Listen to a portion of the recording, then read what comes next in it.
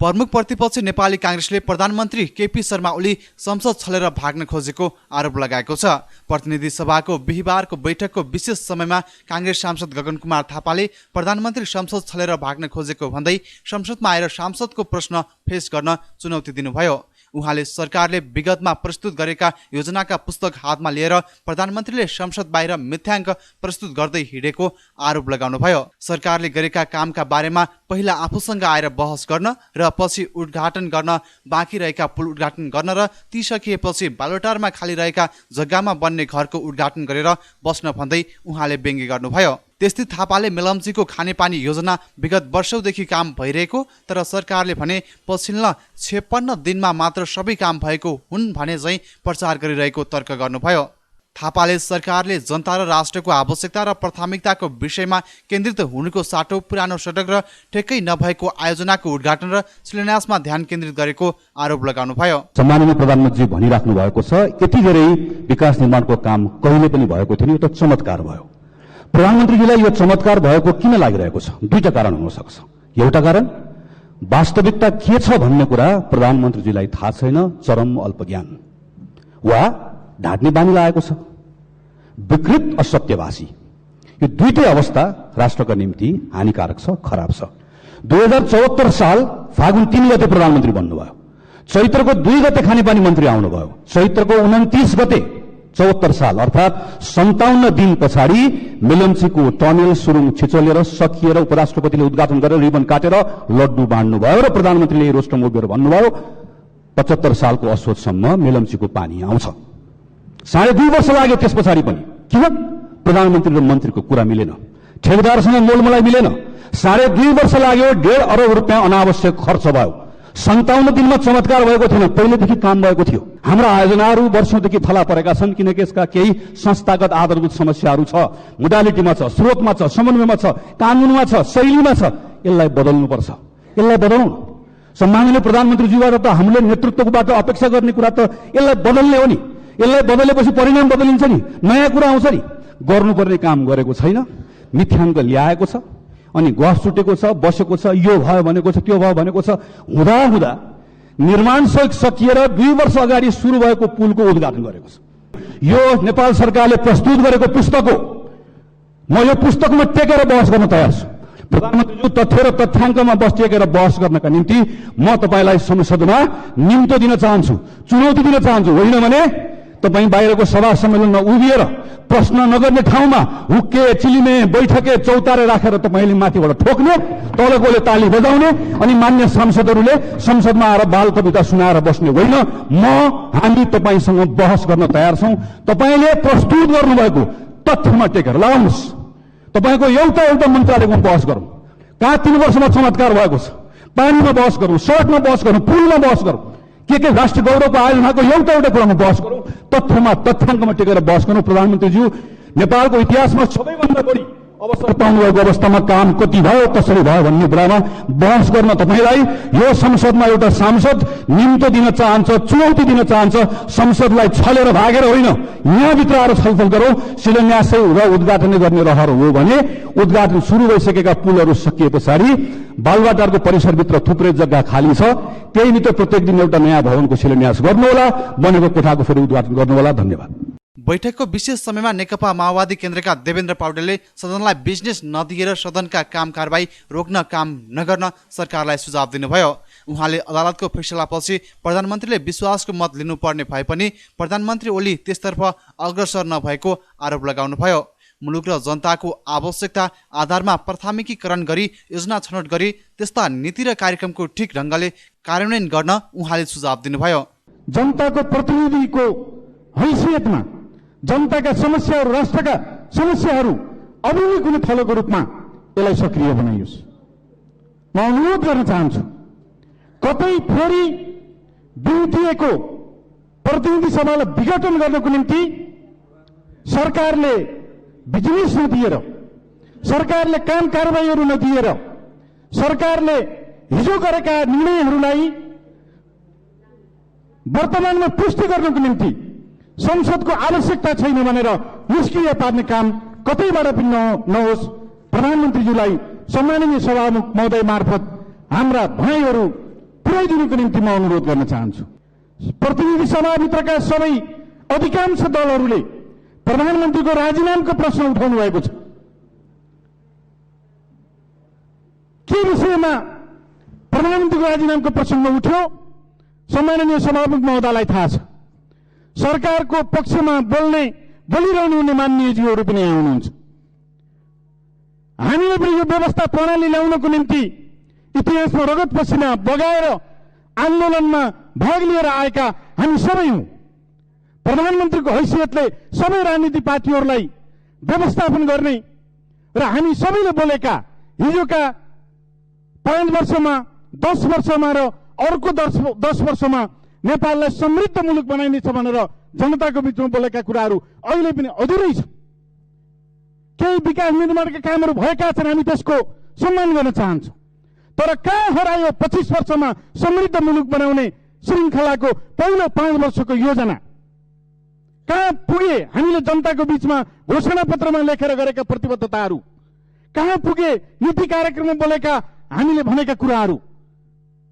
अहिले पनि राष्ट्रिय गौरवका योजना अलपत्रमा छन्।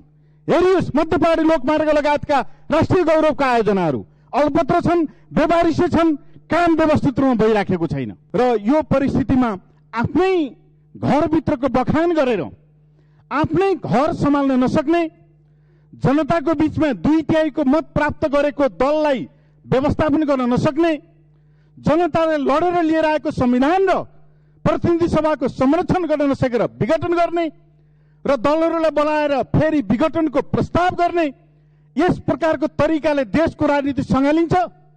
म प्रश्न गर्न चाहन्छु सम्माननीय सभामुख महोदय। बैठकमा नेकपा एमालेका लालबाबु पण्डितले संसद र संसदीय व्यवस्थामाथि प्रश्न उठे सभामुखको भूमिकाप्रति प्रश्न उठ्ने भएकाले प्रभावकारी भूमिका खेल्न सुझाव दिनुभयो।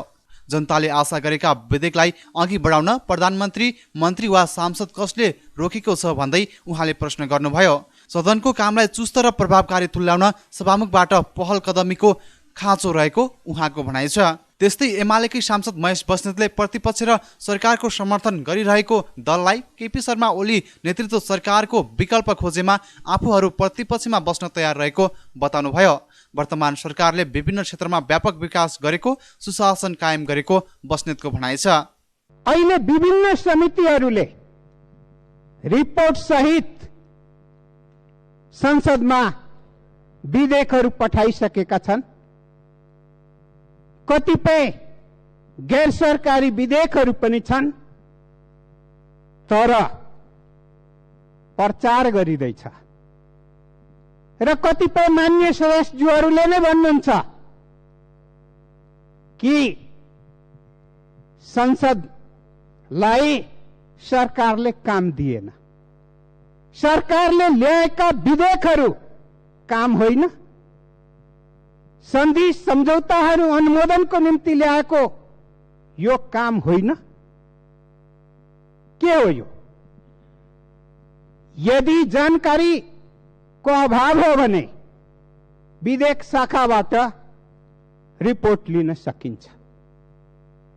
तर अब यो संसदीय प्रणाली नै काम लाग्दैन कि भन्ने ठान्नेहरू, संसदीय व्यवस्थाप्रति आस्था र विश्वास कम भएकाहरू र संसदीय व्यवस्थालाई नै असफल तुल्याउन सकिन्छ भन्ने चाहनेहरू, यो संविधान पनि समाप्त गर्न सकिन्छ भन्ने चाहनेहरू, संसदको काम छैन भने ठान्नेहरू, चाहनेहरूले अनि सरकारको मात्र विरोध गर्न चाहने र ठान्नेहरू जबरजस्ती सरकारबाट हटाएर आफू जान सकिन्छ भन्ने चाहना र भावना र कुण्ठा बोक्नेहरू लाई के भन्ने? संसदले काम नपाएको भन्ने? सरकारले काम नदिएको भन्ने? कि संसदसँग काम छ, संसदले काम गर्न सकिरहेको स्थिति छैन? यसमा सभामुखज्यूको विशेष भूमिकाको आवश्यकता छ। सभामुखज्यू, सामान्य सभामुखज्यू, यदि संसदीय व्यवस्थामाथि प्रश्न उठ्छ भने, संसदमाथि प्रश्न उठ्छ भने, संसदले काम गर्न सकेन भने प्रश्न उठ्छ भने त्यतिखेर त संसदका पदाधिकारीहरू सभामुखज्यूमाथि पनि प्रश्न उठ्छ। जुन दिन प्रधानमन्त्री बैठकमा आउनुभयो त्यो दिन सभामुखज्यू लगायत कार्यव्यवस्था समितिले ढिलासुस्ती गर्ने, आलटाल गर्ने र पहिलो बैठककै दृश्य हामी हेर्छौं। अध्यादेश पेश गर्न नदिनको लागि माओवादी केन्द्रले बैठक बहिष्कार गर्यो, कांग्रेसले रोस्टम घेर्ने काम गर्यो। यो तितो यथार्थ र इतिहास हामी सबैले सम्झेका छौं। अहिले कानून मन्त्रीले 8वटा अध्यादेशले सदनमा प्रस्तुत गर्नुभएको छ। 36वटा अध्यादेश समितिहरूमा छन्। समितिहरूमा नेकपा एमालेको हैसियतले हाम्रो प्रतिनिधित्व चाहियो भन्दा त्यसमा ढिलासुस्ती गरिँदैछ। यो तमाम हिसाब के बुझिन्छ भने अहिलेको राजनीतिलाई अस्वस्थ ढंगले लान चाहने साथीहरू, विगतमा अभ्यास भएका, जाँचिएका, भोगेका र असफल सिद्ध भएका नेताहरूका चेलाहरूले यो कुरामा भूमिका खेलिरहेका छन् र राज्यको स्रोत साधन र शक्तिलाई आफू त्रिठामा हुँदा दुरुपयोग गर्ने र आक्रमण्य भूमिका खेलेका साथीहरूले भूमिका खेलिरहेका छन्। अर्को उनले अविश्वासको प्रस्ताव ल्यायो भने आज हिजो नेकपा एमालेले नपोथी नमाले भन्ने माओवादी केन्द्र आज नपोथी नमालेको अवस्थामा छ र उनले न विश्वासको मत फिर्ता लिन सक्छ न अविश्वासको प्रस्ताव ल्याउन सक्छ। यसबारेमा यो सरकार कानूनी हिसाबले, संवैधानिक हिसाबले अगाडि बढ्नेछ र सम्माननीय सभामुखज्यू, म अन्तिममा भन्न चाहन्छु, सकिन्छ भने हामी सबै मिलेर समृद्ध नेपाल निर्माण गर्ने यो अभियानमा लागौं। सकिँदैन भने सरकारको विकल्प छान्ने हो भने पनि कुनै आक्रमणीय ढंगले नगइकन सहज ढंगका विकल्पहरू रोज्नुहोस्, हामी प्रतिपक्षमा बस्न तयार छौं। बैठकमा जसपाका लीलादेवी सिटौलाले 5 वर्षका लागि जनताले दिएको विश्वासलाई अवज्ञा नगर्न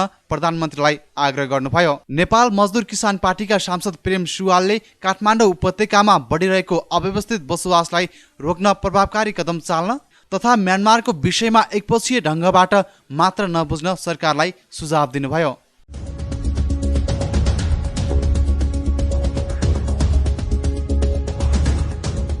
कांग्रेसका नेता महेन्द्र यादवले नयाँ वर्षको सुरुवातमै नयाँ सरकार बन्ने दावी गर्नुभएको छ। रिपोर्टर्स क्लब नेपालले बिहीबार काठमाडौँमा गरेको साक्षात्कारमा नयाँ वर्षको सुरुवातमै नयाँ सरकार गठनका लागि विभिन्न दलसँग सकारात्मक वार्ता भइरहेको बताउनु भएको हो। उहाँले अहिले सरकारको विकल्प खोज्ने विषयमा आफ्नो पार्टी स्पष्ट रहेको बताउनुभयो। नेता यादवले आफ्नो पार्टी अहिले पनि महाधिवेशनमा केन्द्रित रहेको सुनाउँदै सभापति शेरबहादुर देउवाले सरकार गठनमा त्यति चासो नदेखाएको हुन सक्ने तर्क गर्नुभयो। उहाँले ओली नेतृत्वको सरकारलाई प्रतिगमनकारी भन्दै तत्काल सरकारलाई विदाई गर्नुपर्नेमा जोड दिनुभयो। जब प्रधानमन्त्री बन्नुहुन्छ र त्यो पनि केही दिन भित्रै हुन्छ, मलाई लाग्छ मलाई लाग्छ 1 महिना पनि लाग्दैन। 1 महिना भित्र नयाँ सरकार पाउँछ, नयाँ वर्षमा पाउँछ र मलाई लाग्छ अहिले पहिला जसपाका साथीहरूको अलिकता केही कुराहरू थियो, मलाई लाग्छ अहिले उहाँहरू पनि, किनभने यो संहिता विरोधी सरकारलाई राखिरहनु हुन्न भन्ने उहाँहरूको बिचमा पनि धेरै कुराहरू भइसक्यो।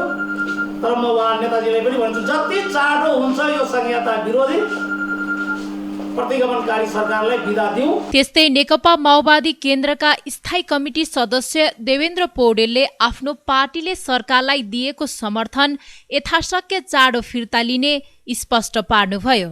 आफूहरू वर्तमान सरकारलाई विस्थापित गर्ने कुरामा स्पष्ट भइसकेको उहाँको भनाइ छ।